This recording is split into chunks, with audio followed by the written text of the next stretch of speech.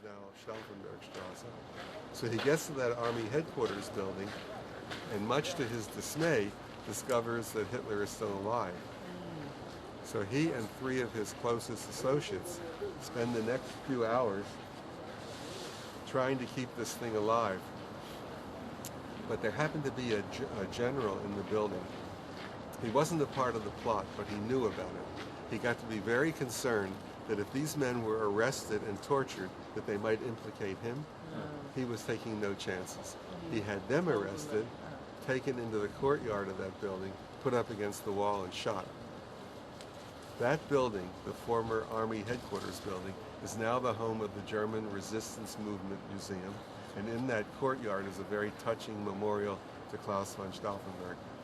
He's a hero in today's Germany.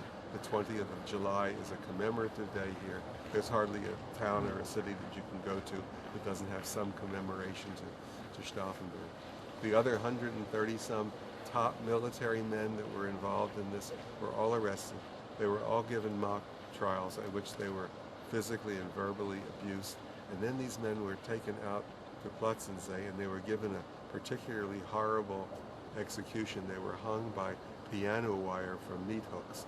It's a very slow, gruesome way to die, and their executions were filmed, and it was said that Hitler enjoyed watching that piece of film footage.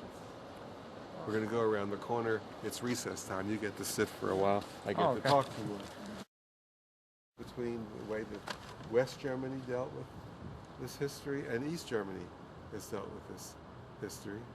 And the reason I told you about my two German wives is that my ex-wife was born and raised and educated in East Germany, so I have personal knowledge of what she knew about this. And my present wife, born, raised, and educated in West Germany, and so again I have personal knowledge. Both sides. Yes. So West Germany, I can tell you that the motto at the end of the Second World War was, cover up this piece of history in any way possible and move into the future. The West side. West. West, yeah. And a good way to cover up a piece of history is to not teach your children about it. So if you talk to people of my wife's generation who were educated in the 50s and 60s, they'll tell you they didn't learn anything about this piece of history. That their history teachers never quite managed to get past Bismarck. Sort of history ended with Bismarck. And it was that way until the late 1960s, when there was this cultural revolution. People who were a part of that still call themselves 68ers. This was the first generation of Germans who wanted to get rid of the old Germany and create a new one. And they also wanted to know from their parents, what did you know about what happened here? What part did you play in it? It tore a lot of families apart, but it also made huge changes. So in the early 70s, there was a major revision of the university system caused by this 1968 movement. And right after that, a sweeping revision of the entire West German education system. So that after 1970-71, I can tell you that no kid graduated from a high school here without a full understanding of what happened between 1933 and 45. So that was the West. Let's look at the East.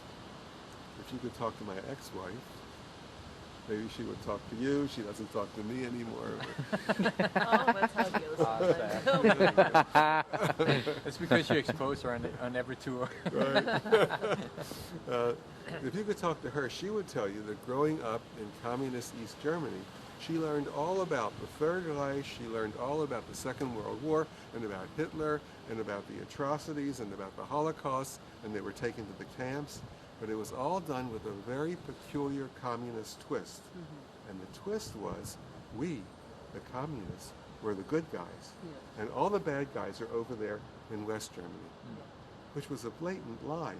That would have actually meant that at the end of the war, suddenly all the Nazis were gone out of East Germany. No, they just converted into communists. Yeah. They more or less had to. Yeah, right. But this point of view allowed the East Germans to teach their children about this piece of history with a sense of no responsibility and distance, and, well, it wasn't us. You know? Of course, when the country was reunified 20 years ago, it was the West German system that took over, and as I said, in today's Germany, if anything, kids get a little bit too much of this. I'm getting a little concerned that too many young people feel like their nose is always being pushed into this again and again and again, and they don't want to hear it anymore, and that's not good either, but better than not knowing about it. So. Is it your impression that it has evened out now a little bit, you know, the standard of living, you know, between former East and former West? Standard of living, generally speaking, yes. But there's still a huge mental difference. There's still a wall in the mind between East and West. And it's going to take another couple of generations for that to go away. You know, this Unification Day, I'm wondering who's celebrating. Who's being united? Yeah, who's really celebrating? We started, Yeah. Oh, yeah. right? And you remember I told you that when the new Reich Chancellery was built, it came down this little street. This is Vossstrasse, and then all the way down to Potsdamer Platz, which is right there. It was a long, narrow building, and it looked like this. Huh. And Being what where? you- Here or Right here. Yeah. right here? Yeah. So we're standing across the street from this, which was a side entrance, and it was a side entrance that was almost never used. I'll explain that in a minute. Speer promised Hitler he'd have this building done by January 1, 1939, and he came in one day under his promise, but he had 4,000 people working around the clock on this building, and he got the job done. Do you know what happened to Albert Speer? Yeah. Yeah. He also was- a war criminal. Or... He was tried in Nuremberg, and he was given a life sentence, but after 20 years they let him go. And then he wrote his memoirs, which was just, I think, a total justification and an explanation, and a lot of lies too. No excuses. Yeah. And he died 68 in London. Yeah. 1968 he died in London. I heard, yeah. Could be 68. You know, the man was using slave labor all around Germany, and to say that he didn't know anything about that come on. is ridiculous. So, this is an interesting diagram. And this is Wilhelmstrasse here, and this is Voss, this little street in front of us. We're standing right about here. And this is that side entrance that I showed you. So this is the old Reich Chancellery, looking out on Wilhelmstrasse. So the gray building, that's a building, is it? Yeah, the gray is a building. Yeah. Right? So this is the new Reich Chancellery. If you would have been a visitor to visit Hitler, your car would have been left in a courtyard off of Wilhelmstrasse up there, and then you would have had a 250-yard walk down a long corridor to the entrance to his offices. Those are his offices. There's the gardens behind it. This is the bunker where we're headed. So if you think about it, this whole thing is a hallway.